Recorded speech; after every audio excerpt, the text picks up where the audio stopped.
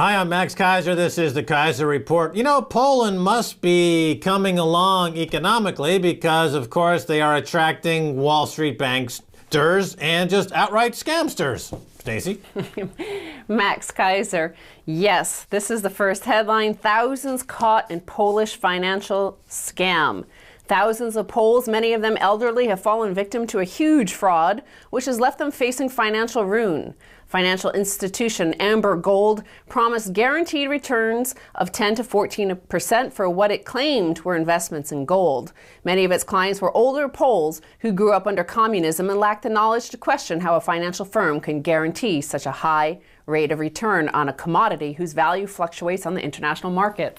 Now, Peter Buzak, the chief economist for Poland at Nordea Market, says, quote, "These were people with a low level of financial education. They think it's still like in the old times where everything was guaranteed by the state."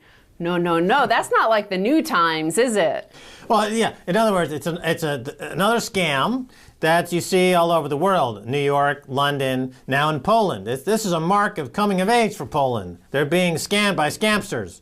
So these people, Peter Buzak says, thought they were still like in the old times where everything was guaranteed by the state, so they underestimated the risk. So let's apply this to the whole global system, Max, because don't we see this in our global financial system?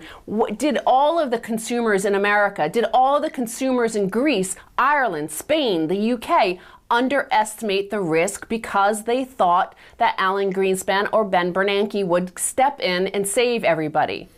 Well, that plus the bonds that arrived upon the shores of Europe had a AAA rating, thanks to Fitch and Moody's and S&P. So yes, they had a false sense of security.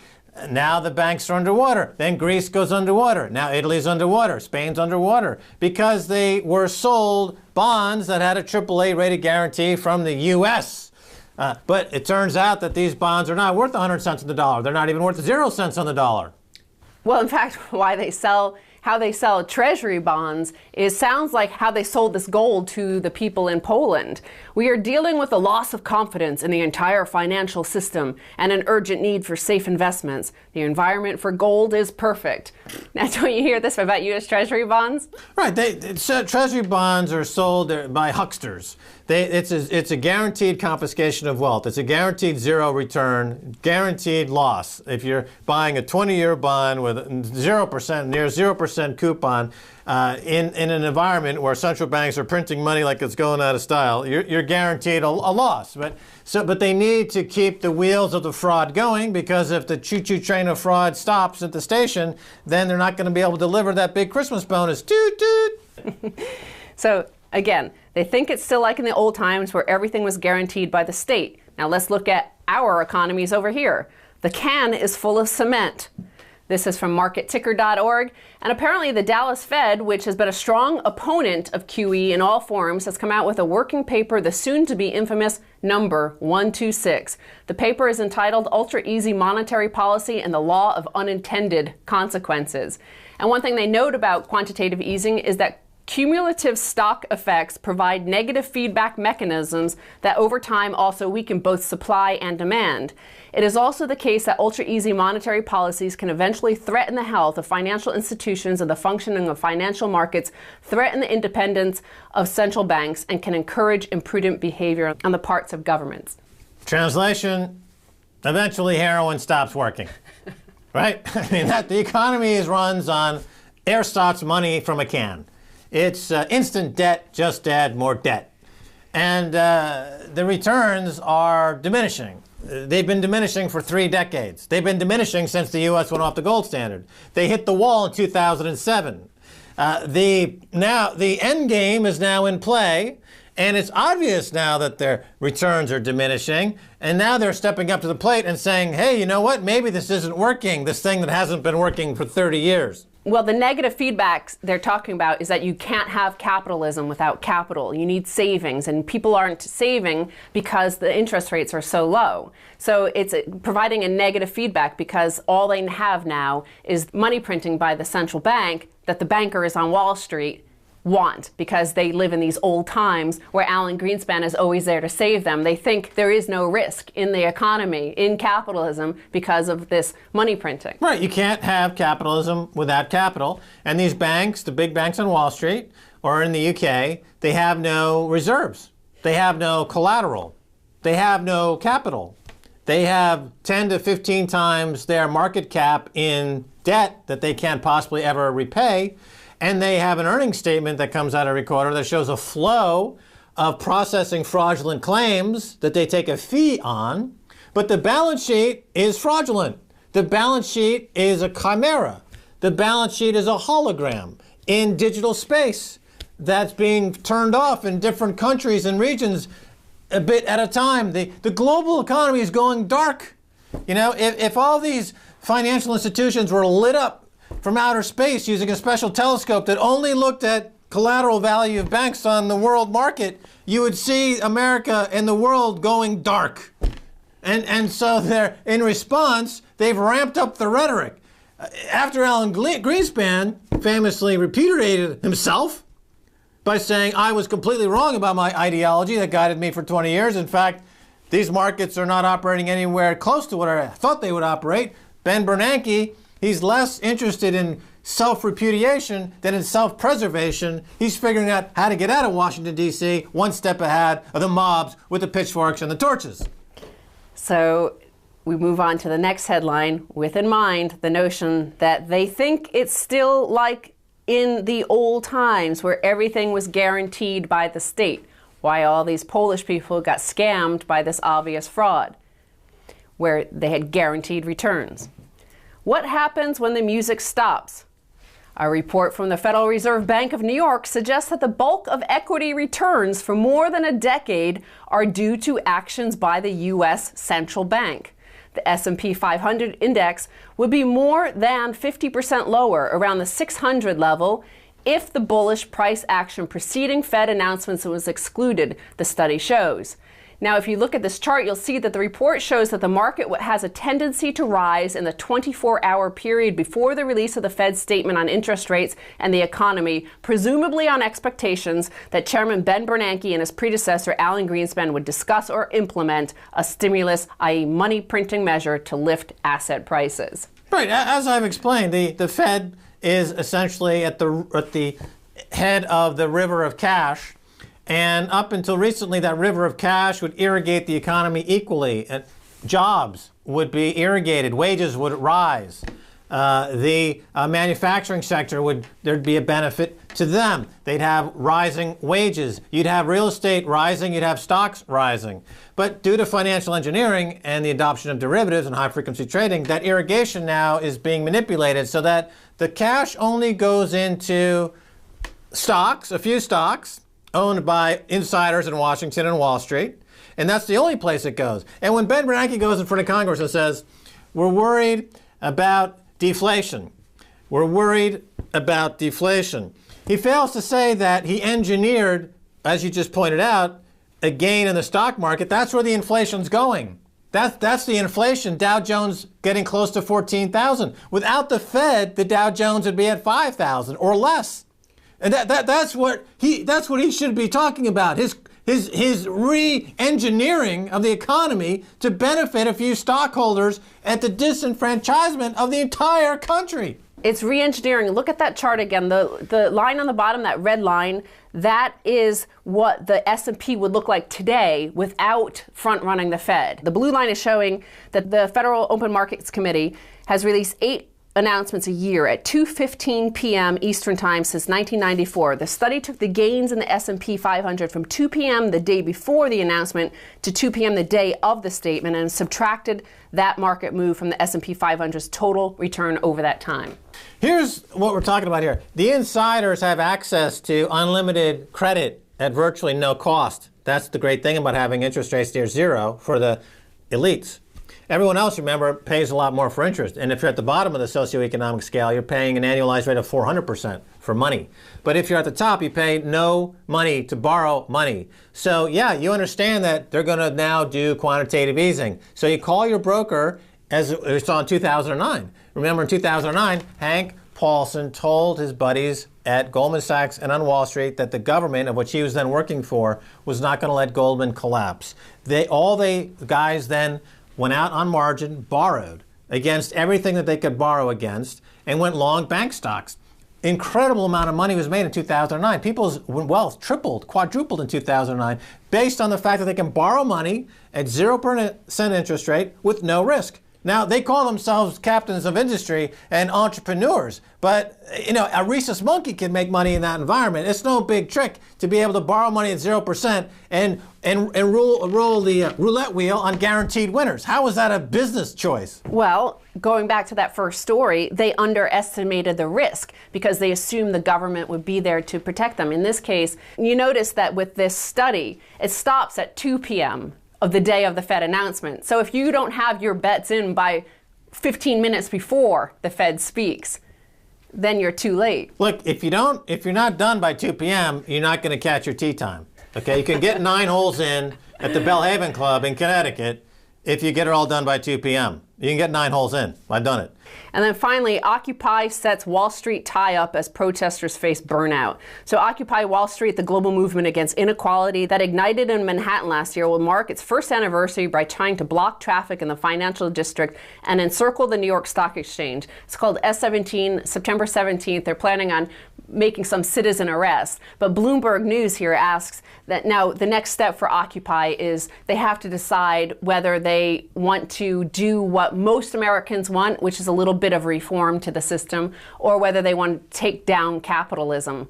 Well, Bloomberg, of course, would make that statement because he's trying to defray attention from the real underlying issue here. It's not whether capitalism is going to be taken down or challenged, because we don't have capitalism. That train left the station long time ago. We've got a entrenched kleptocracy, and unfortunately Occupy Wall Street is completely missing the boat here. They don't really understand what the problems are. They don't understand who the players are. They don't understand what tactics can get them over. And I've explained to them several times what tactics they can use to neutralize the malevolent influences that are destroying this economy, but they fail to take note. They don't want to do it any effective way, because after all, if they succeeded, then they might actually have to move on with their lives and go to a post-success story. All right, Stacey Herbert, thanks very much for being on the Keiser Report. Thank you, Max. Don't go away. Much more coming your way.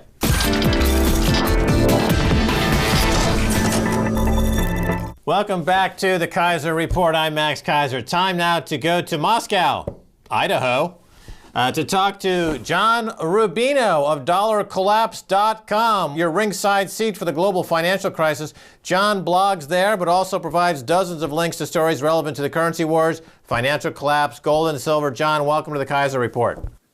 Hey, Max. Thanks for having me on. All right, John Rubino, your website is called dollarcollapse.com. Tell us about the collapse of the dollar. What is the process of collapse? And is the end near or, in fact, here? You know, we've been talking about this theme for a number of years now. Dollar's been edging lower. Are we at the collapse point now, John? Yeah, well, this site was actually set up as a marketing site for a book that James Turk of Gold Money and I co-wrote back in 2004.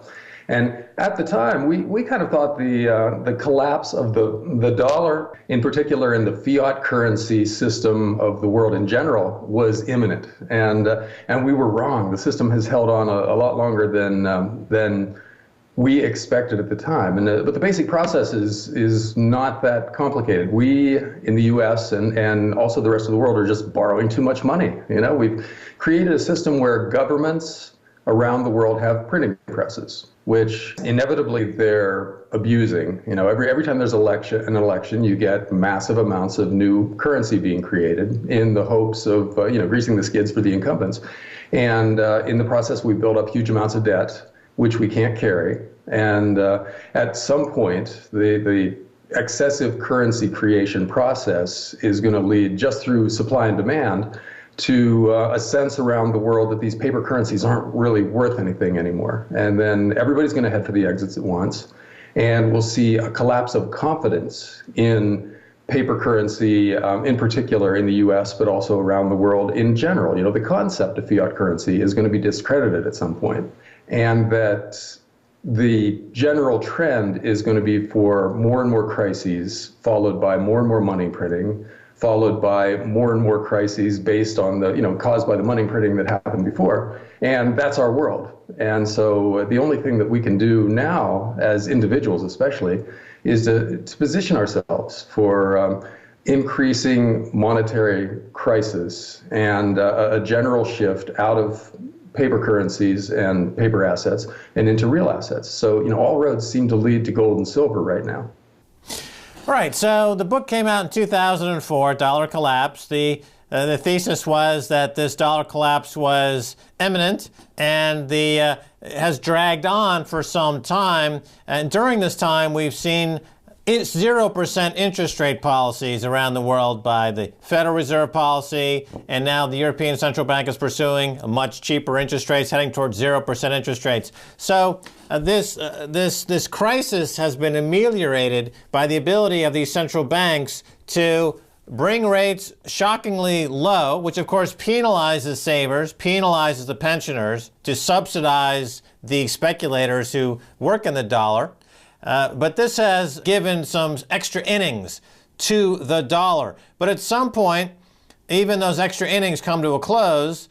And I think what we're seeing now with some of these prices in the commodity sector spiking to all-time highs or 20 or 30-year highs, maybe this is the dollar collapse inflationary spike. The timing seems to be right now. John, your thoughts? When it comes, this is what it'll feel like, the early stages of it. And again, these guys have so many weapons, and basically they have unlimited printing presses. They can, if your house is worth $1 million, if they want to, they could buy your house for $2 million, make you feel rich, make you spend, and keep the game going on for a little while longer. So you never know when it's going to fall apart, but this is what it would feel like with gold and silver and oil all going up and farmland getting more valuable and paper assets becoming less and less interesting to everybody because they don't return anything. So money is flowing into hard assets because they've been going up relative to paper assets over time. And let that process accelerate. And you get hyperinflation, although it's not due to the oversupply of money as much as it is a lack of confidence in the existing currencies that are out there. And yeah, we could see the current process accelerate until it turns into a wholesale flight out of fiat currency, or we could see these guys come up with some new trick to fool us again for another few years.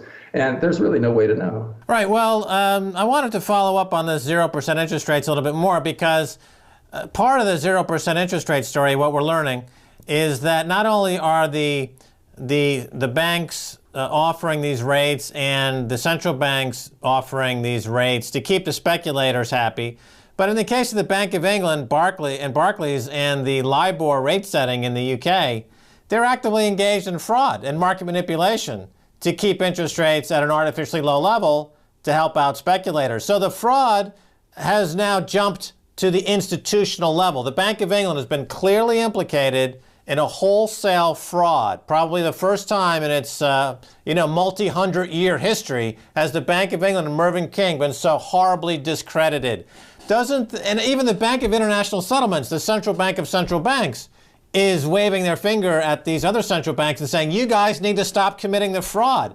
Isn't that worrying, John? Oh, well, yeah, it's all fraud. Governments lie about all the major statistics that they release. In the U.S., obviously, everybody knows about our unemployment and inflation numbers being distorted.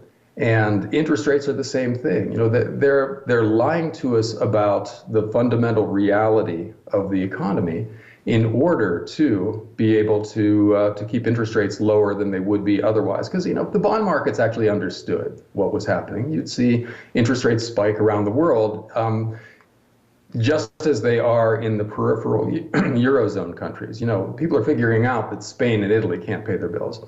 But we in the U.S. are in just as bad a shape, except we've been able to maintain the fiction that we're in better shape than a lot of these other countries. And, basically, we're becoming a third world country. And so far, we've been able to hide the macro fact that basically the lifestyles that Americans have come to take for granted are disappearing everywhere in every sector of the economy. And the question is, how much longer can the fraud continue? first of all. And once it's exposed, then everybody heads for the exit and the game ends. And secondly, what happens to the people that have been committing these frauds? These guys are committing criminal acts, as you say on your show a lot. And in any other walk of life, these kinds of financial lies would be considered crimes, and you'd go to jail for it. But if you're a major banker or the head of the Federal Reserve or the head of the Bank of England, you somehow can get away with this. And because it's seen as macroeconomic policy or monetary policy, where lying is basically accepted as a way to help the people that you're in office to help, okay? And obviously, that's a fundamental flaw in the system now that these guys can get away with it. And the question is, how much longer? Do we end up putting these guys in jail? And I hope so. But right now, the people who would have to prosecute the criminals are the criminals. And so we won't see it until we see some kind of regime change or some kind of dramatic change in public sentiment here. For instance, the Audit the Fed movement, Ron Paul's pet project, is the first step in the public taking back control of the mechanisms of monetary and fiscal policy. And should we discover actual crimes there, blatant, undeniable criminal activity, then that could open the floodgates. Maybe we find out that we're doing things which, if we do a real audit of the Fed, I think we would find out a lot of criminality. And maybe the people who are responsible for it actually get punished for it. And that would be such a sea change in U.S. policy, at least, and I think it would spread to the rest of the world, that maybe that would be the thing that finally tips the balance and sends us off the edge as far as fiat currencies go.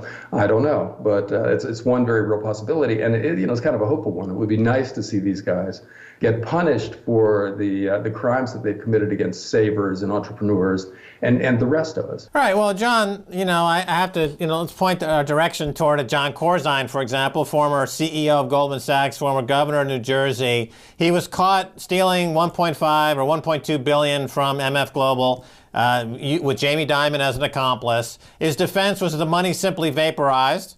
And now he's back in business again. He's going to be starting a hedge fund. So they caught him red-handed. They said, hey, and his defense was the money simply vaporized, no penalty whatsoever, no public outrage whatsoever, even though segregated customer accounts were stolen by John Corzine and Jamie Dimon. Absolutely no prosecution whatsoever. But I wanted to ask you about 2008 for a second, because back in 2008, the total global financial system came to the precipice of annihilation, but was pulled back when Hank Paulson went before Congress and extorted close to $1 trillion worth of dollars. And what we found out in 2008 is that the world needs dollars, because the $700 trillion worth of derivatives that are floating around the global banking system are priced in dollars, and that any unwinding that happens is requirement. You require dollars to make that happen. So there's this demand for dollars. And how do you square that circle, John? Because as long as the situation is teetering on the extinction, there'll be a demand for dollars to unwind the derivatives contract that are causing the problem. Yeah, that's part of what's keeping dollars so strong now, is that debt in dollar terms creates a demand for dollars, like you said. So people are out there trying to find dollars and borrowing in order to pay off their existing debts.